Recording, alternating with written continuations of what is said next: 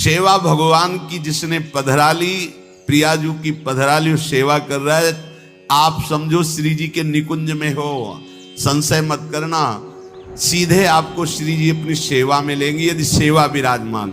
देखो साधना का फल होता है, सेवा का फल नहीं होता। सेवा का सीधा फल होता है स्वामी के समीप नित्य सेवा में पहुंच जाना। आज तक हमें कहीं ऐसा प्रमाण नहीं मिला कि श्री जी की सेवा करने वाले की गति में अंतर हुआ हो।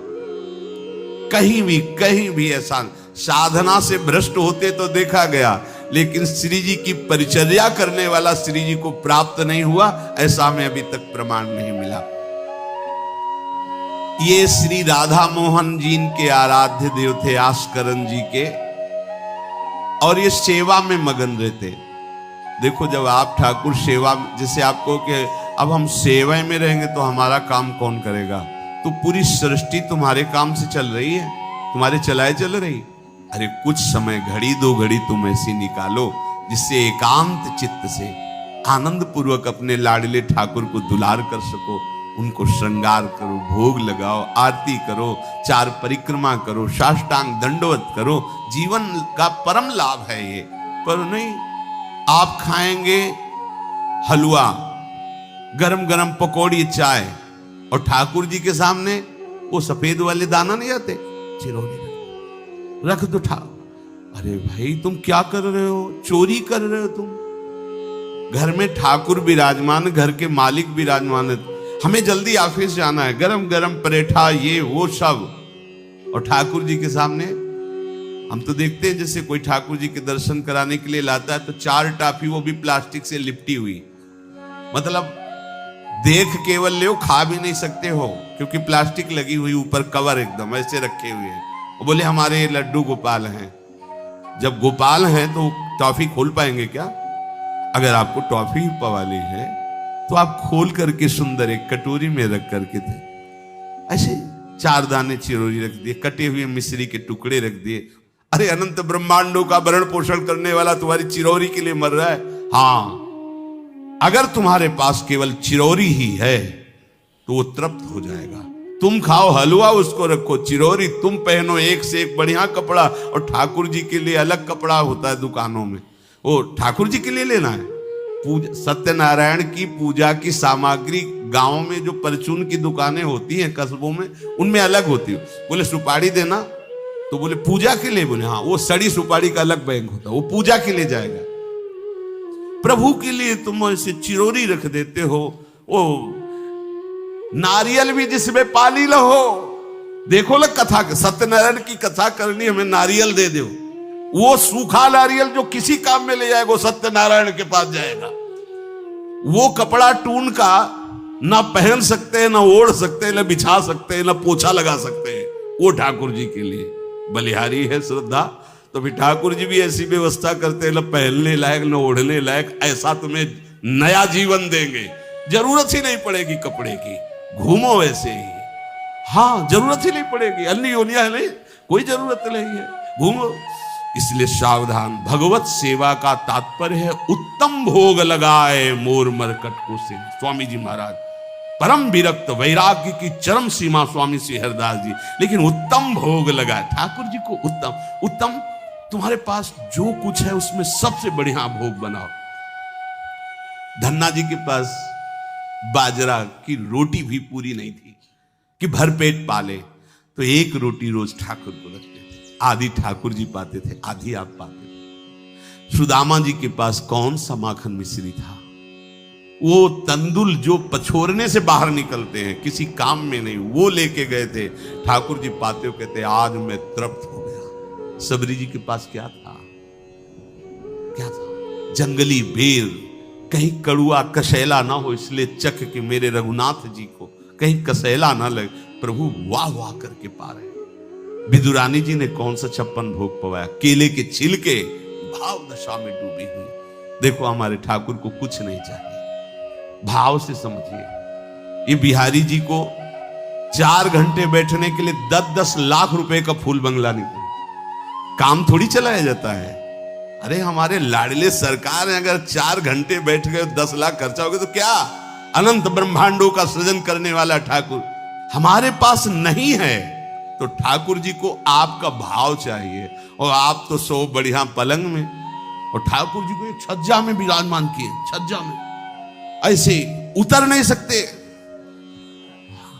मतलब कूदे तो वैसे ऊंचे, अगरबत्ती दिखा दी, आप तो नहीं, अपने लाड़िले ऐसे प्यार करो, ऐसी जगह सिंहासन रखो कि उतर कर अगर आपके वन विहार करना चाहे तो उतर लेना, ऐसा विराजमान करो आराम से। ओ एकदम वो सिर्फ दीवार में ऐसी जगह, या तो बाहर वाले कमरे में, अपने कमरे में तो ठाकुर जी रहेंगे ही नहीं। अरे भाई अगर घर में ठाकुर जी तो उठते बैठते निकलते, उनके दर्शन हो रहे, चोरी क्या, तुम तो हमारे घर के माई बाप हो, सब देखो, चोरी क्या आपसे, आपको जो अच्छा ना लगे सुधार देना, ऐसे रहना चाहिए। बिल्कुल भगवत प्राप्ति निश्चित है, ये सेवा पद्धति है, बड़े भाव से आप इसको स्वीकार कीजिए। हमारे लाडले बड़े कृपालु हैं। अरे जहर पिला रही है छाती में लगा के तो परम पद दे रहे हो, तुम दूध पिलाओगे तो तुम्हें परम पद नहीं मिलेगा। पूतना जहर लेकर के पिला रही बाल गोविंद को, अभी 6 दिन के ठाकुर हैं, उसे परम पद प्रदान किया, और आप रोज सुंदर सुंदर भोग लगा रहे हो और तुम्हें भगवत प्राप्ति नहीं होगी। ठाकुर जी की आरती उतार रहे हो, बलिहारी जा रहे हो, उनके सामने कीर्तन कर रहे हो, नृत्य कर, विश्वास तो करो ना, तुम्हें भगवत प्राप्ति हो जाएगी। आस्करन जी ने एक चौकीदार पूजा गृह के बाहर बैठाल दिया और कहा कोई भी भीतर आने ना पावे, क्योंकि एक बार भी सेवा में विक्षेप मुझे बर्दाश्त नहीं। तो ठीक 10 घड़ी का इन्होंने भी नियम, जो नियम लो उसका निर्वाह करो। 4 घंटे। दिल्ली का बादशाह किसी कारण से उधर आया हुआ था,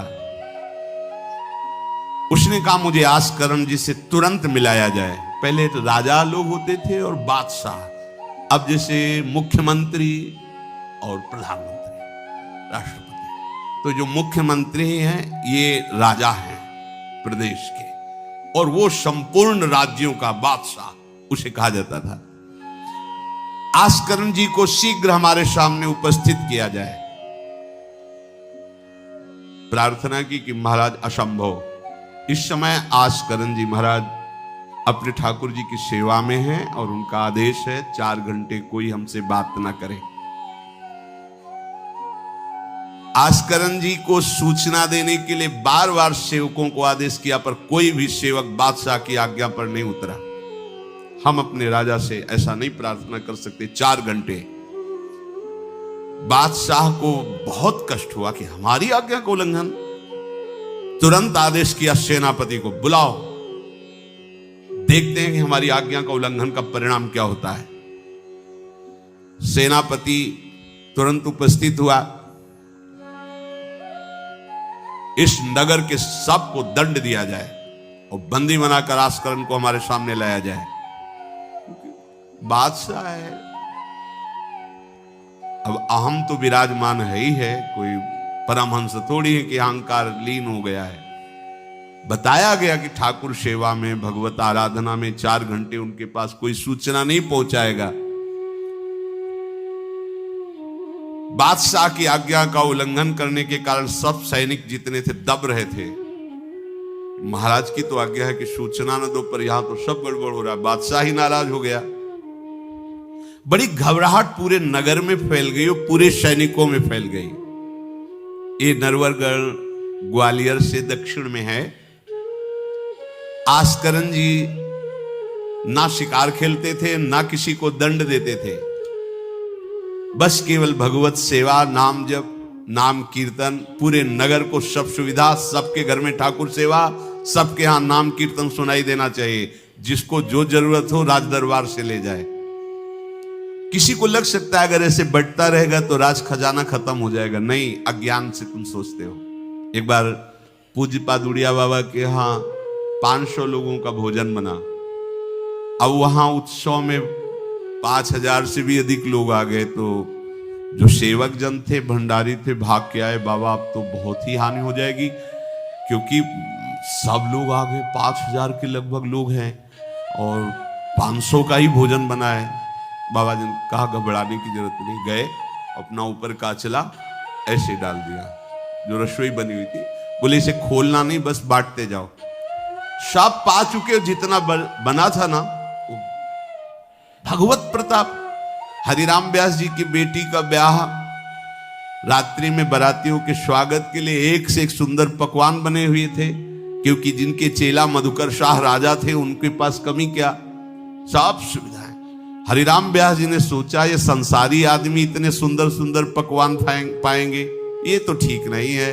वृंदावन के संत जन लेंगे तो अपने ठाकुर का भोग लगाएंगे, पाएंगे, कीर्तन करेंगे। कोतवाल को बुलाया वृंदावन के और कहा सब वैष्णव जनों को कह दो कि तुरंत आ जाओ, रमनिया ले जाओ। देखो कैसी भावना है, बेटी का ब्याह है।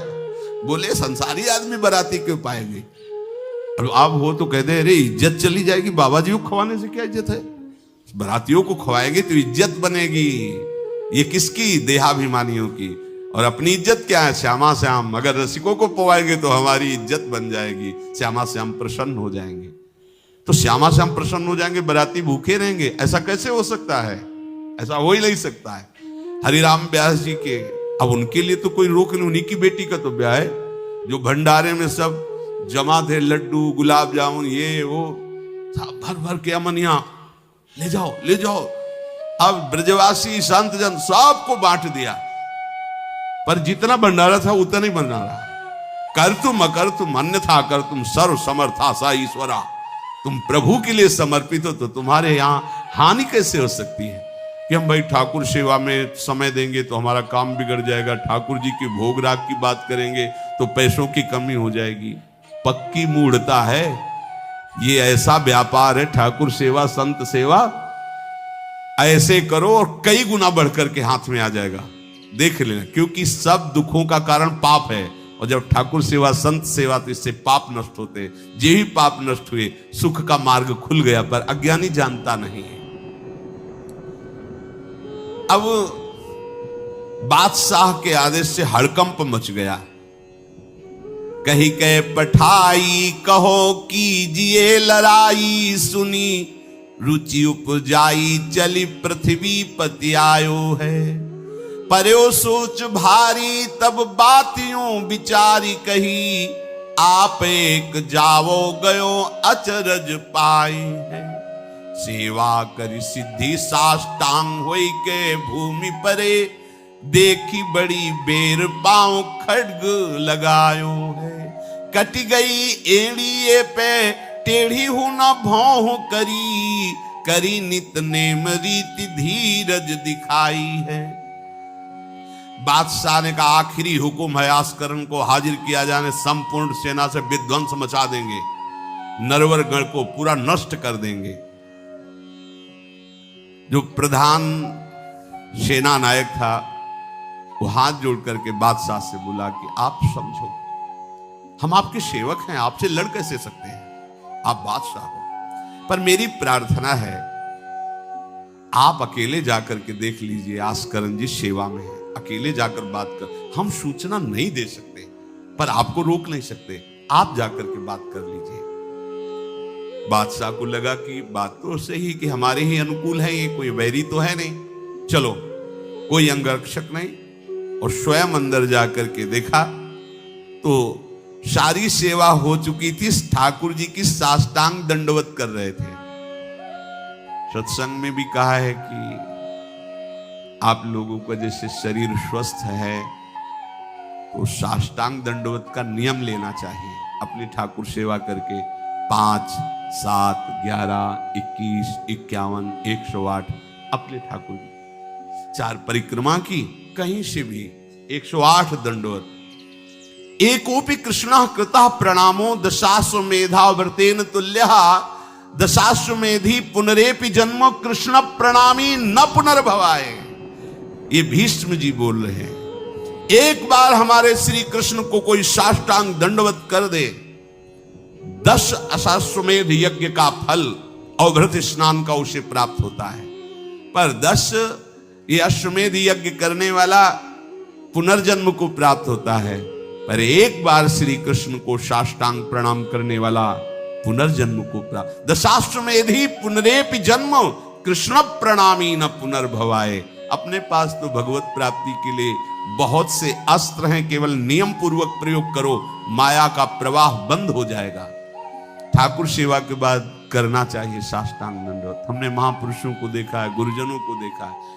अब शरीर उस लायक नहीं तो भाव से कर लीजिए। अगर शरीर स्वस्थ है और आप करने लायक हैं तो जरूर, जैसे माताएं बहनें सखियां हैं तो पंचांग, एक पंचांग दंडवत की, खड़े हो गए, हाथ जोड़ा, मंत्र अंदर स्मरण किया, फिर पंचांग 5, 7, 11, 21, 51 ऐसा करना चाहिए। आस्करण जी भगवत सेवा करके साष्टांग दंडवत कर रहे थे नियम पूर्वक। अब ये तो पता चल गया कि कोई आया है, पर ना नजर दी, ना बात की, ना रुके, उठे साष्टांग दंडवत, फिर उठे, फिर साष्टांग दंडवत। बादशाह खड़ा देखता रहा, ये तो ना हमारी तरफ देख रहे हैं ना बोल रहे हैं। बहुत देर हो गई, चुपचाप। पद का अभिमान होता है। अब वो बादशाह ठहरा, खींची तलवार, म्यान से निकाली और जब ये साष्टांग हुए तो मारा ऐसे तो एड़ी उड़ गई, कट गई एड़ी आस्करण जी की। लेकिन आस्करण जी ने ना दंडवत रोकी, ना मुड़ करके देखा, खून की धार बह रही। निष्ठा देखिए, ये है अनन्य भक्ति की निष्ठा।